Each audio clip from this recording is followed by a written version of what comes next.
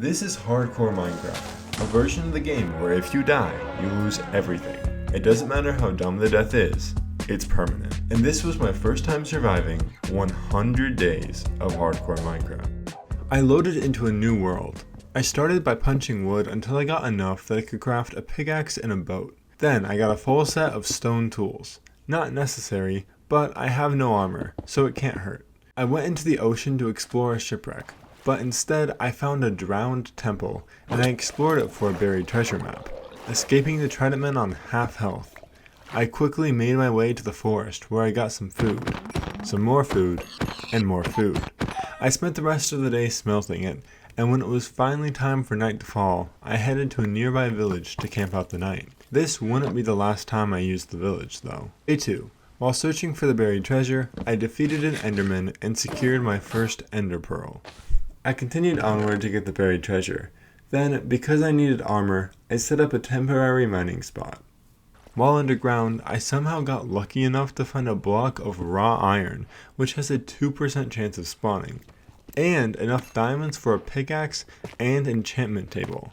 The most precious thing I found in the cave, though, was an axolotl. I stayed underground until I started to push my luck with the monsters. By the time I surfaced, it was day 8, and I had to make my way back to the village. Day 9, I set up a string duper for infinite emeralds and put a bunch of villagers in a nearby box so I could trade with them. I traveled to the nether on day 10, and I realized how little iron armor actually protects you. I was attacked, and while I managed to escape the first piglin, I didn't watch where I was running and the floor fell from underneath my feet.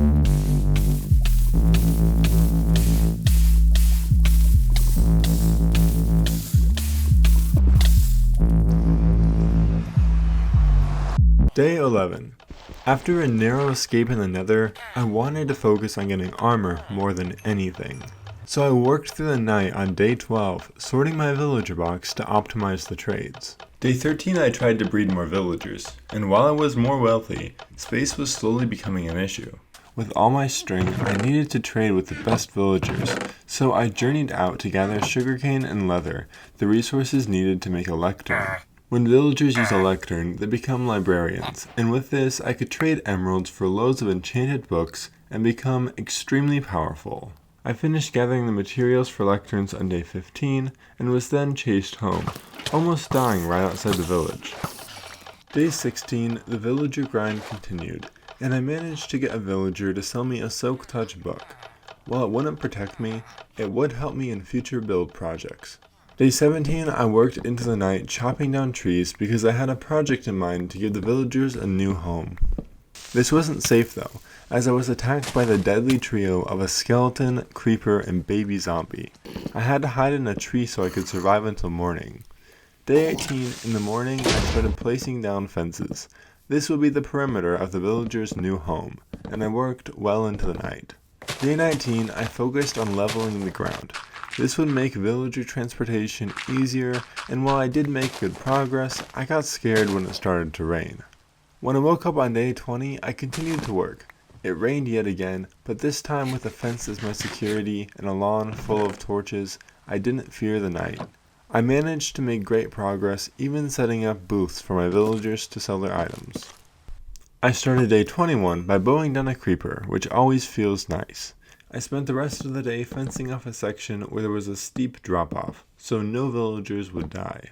Day 22, I made a rail system to quickly drop my villagers off inside the protected field, finally freeing them from the villager box I had made. This took a surprisingly long time, but I had almost all the villagers that I needed. Day 23, I started shuffling the villagers into their workstations and began trading librarians for books. Some of the books were Unbreaking 3, Sharpness 5, and Looting 3. Not a bad start, but I still needed to get the coveted Protection 4 enchantment. Day 24, I traded for something almost as valuable as the Protection 4 books. I traded for diamond armor. I sat in an underground tunnel on day 25 and reset a villager until at last I had made it sell Protection 4. The search was over. At that moment, I knew I had entered the next stage of my life in this village. Days 26 and 27, I was finally starting to gear up. With diamond armor and tools, my next step was to combine some of my enchanted books using an anvil. Day 28, despite the search being over, I still wanted a villager system that was more sophisticated than a hole in the ground. So I got to work organizing my villagers. I kept organizing villagers on day 29. This mainly consisted of me trying to collect all of the books I would need to make the best armor in the game. On day 30, I continued trading, and I kept trading for days 31 and 32. The villager layout I was hoping for was each villager having their own trading box. This would ensure they would be safe at night and would always be able to reset their trades. My original recording is gone, so my days 33 and 34 are me training in a separate world to fight the Ender Dragon. I ended up losing, which didn't give me much hope for the actual battle. I continued working on perfecting my villagers on day 35 and 36. Day 37, I started to expand the area by my house. Since I rarely survive this long in hardcore, I wanted to build something even if it was just a road, and I worked into the night. Day 38, I went underground to mine up enough blocks to finish the road. Day 39, I started the day still in the mines. It's very easy to lose track of time when you're underground, but I made my way back to the surface where I continued building my road. Day 40, I had to go back into the mines to collect blocks for the road. This project was taking far more resources than I had anticipated, and when I came back out, it was dark. I hit an ocean while building my road on day 41, and I decided to make a fishing base in hopes that if I did ocean exploring or a lot of fishing, I would have some place to hide during the night. Day 42, I found that one of my biggest issues was the forest by my house allowing mobs to hide, so I cut down trees deep into the night. Day 43, I made a little archway near the entrance to my villager base. I thought it might add a nice touch in case I expand the road in the opposite direction. Then I began flattening an area for crops.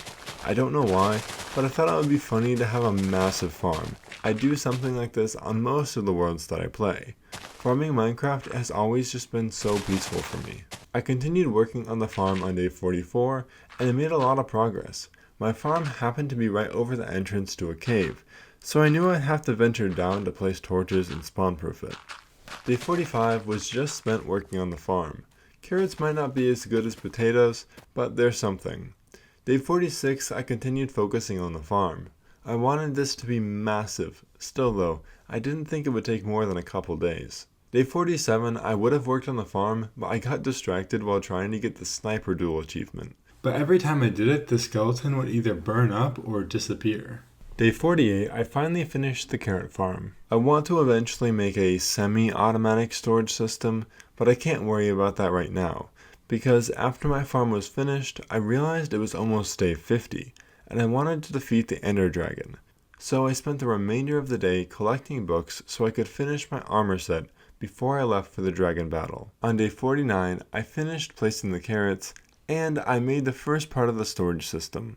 This was a day of house cleaning, because day 50 I would leave to start tracking down the end. I also wanted to show off a miniature mob farm I made by tricking the zombies that spawn at night into falling into a pit. While it is very simple, I do eventually make a real mob grinder later in this video. Finally, it was day 50, halfway through the challenge. I ventured into the nether, bringing 16 string so I could make a bed when I got to the stronghold. With a looting 3 sword, I got all the pearls I needed from a warped forest, and then I journeyed further out until I found a fortress. Again, looting 3 made quick work of the blazes. I went back through my home portal and through my first eye. I tried using the angles to figure out how close I was to the stronghold, but I don't think I know enough about speedrunning for that to be helpful. It was on the night of day 50 that I found the portal room, and the end battle began.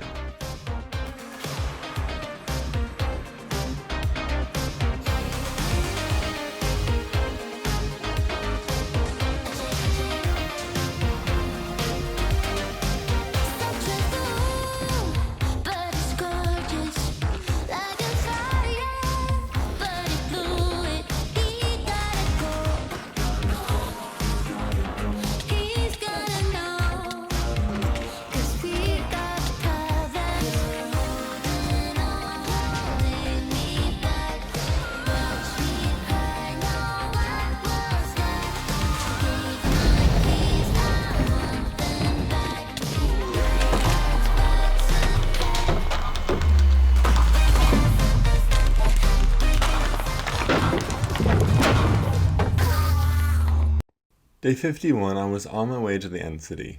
I was fortunate enough that the first one I saw had an elytra. I can tell you right now that fighting shulkers is the most stressful thing I've done in Minecraft.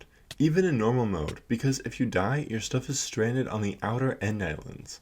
And this is hardcore. Day 52, I was safely back on the main end island, and I collected the dragon egg. When I got to the overworld, it was already night, which was perfect because I killed creepers and made some fireworks to fly home. Day 54, I spent the day sorting through the various loot I had in my inventory from the end cities. Day 55, I took some time to dye and rename the shulker boxes. I remember watching one of Fizzle's streams and needed a shulker with cauldrons and water buckets in it, in case he needed to save himself in the nether, which I thought was a smart idea, so I made a couple of safety boxes for myself. Day 56, while my villagers all had jobs, I had not been able to get them into their workstations before the dragon fight. The good thing was that because they all had jobs, all I needed to do was physically move them into their compartments. The bad news is that villagers are incredibly hard to wrangle. Day 57, I started putting every villager into their own hole with enough room that I could use a minecart and rails to push them into the workstation when it was their turn.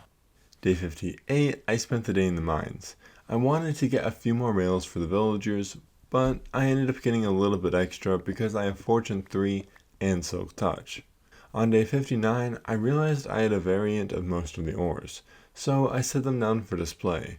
I might give them a proper home eventually, but for now my lawn will do. Speaking of my lawn, from day 60 to day 70, all I did was make sure my villagers were organized, and that they had a safe compartment to stay in.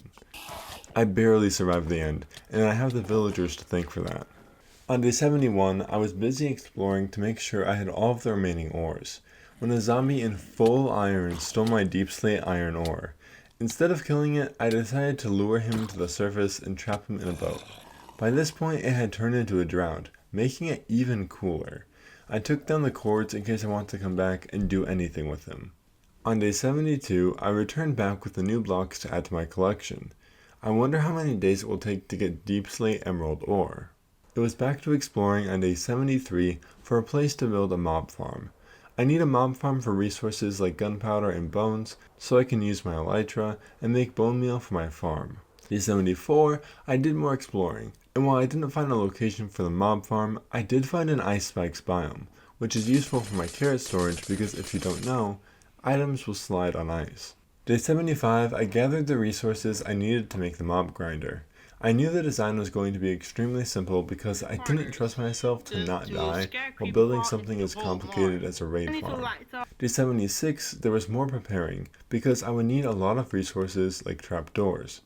It takes 6 planks just to make 2 trapdoors. Day 77, the last preparations were made, and I was able to utilize some of the dirt that I gathered when building the carrot farm. Day 78, I began building. I found a spot on the ocean where the nearest landmass was a tiny island which could be easily lit up with just a few torches. Day 79, I kept building, and by the time it was dark, I had fully run out of wood for trapdoors, so I made the journey out into the night. Day 80, I finally finished the 4th layer of the mob farm, and I know this is going to give me a ton of loot, so before any mobs could spawn, I quickly made my way down to put in the chest and hoppers which will collect the loot. Day 81, I headed back to my base so I could get extra obsidian and link my nether portal to the mob grinder, making traveling between my base and the mob grinder 8 times faster. Between flying between my base and the mob farm, I got lost quite a bit. So instead of it taking 1 day, it actually took from day 81 until day 87. I tested the farm all of day 87 and got a lot of gunpowder, but I realized I needed sugarcane for paper if I wanted to use my elytra. So I decided to try and grow some by the mob grinder, but it was too slow to be considered effective. I decided to spend all of day 88 searching for sugarcane, and got enough for half a stack of rockets, which was good enough for me. The next part of my journey took me into the nether, because while I didn't end up finding the wither in this video, I didn't know that at the time. So on day 89, I was trying to get extra blaze rods for potions and wither skulls to fight the wither. On day 90, I was flying back to my mob spawner, and on day 91, I almost died. I decided to drop down and did not realize I would land on 1.5 hearts.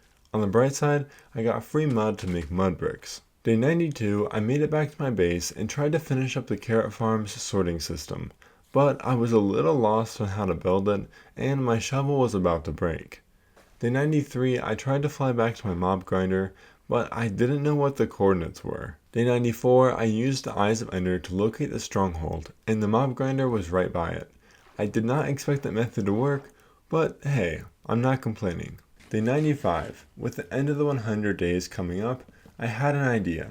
On this old SMP I used to be a part of, I had a mob grinder similar to this one, but I added a feature where you could stand on a platform and get infinite music discs. And I decided to add it to this mob grinder to get the music discs in the last 5 days. Day 98. This method for discs is by far my favorite. I had almost all the discs I needed, but I wasn't quite getting the best rates, so I built an extension on the opposite side. Day 99, I finally got the last music disc you can get from a creeper, completing the collection. On day 100, I was flying home just happy that I made it. And this video was so fun to make, but I have so much more planned for my channel, so consider subscribing and checking out the video on screen.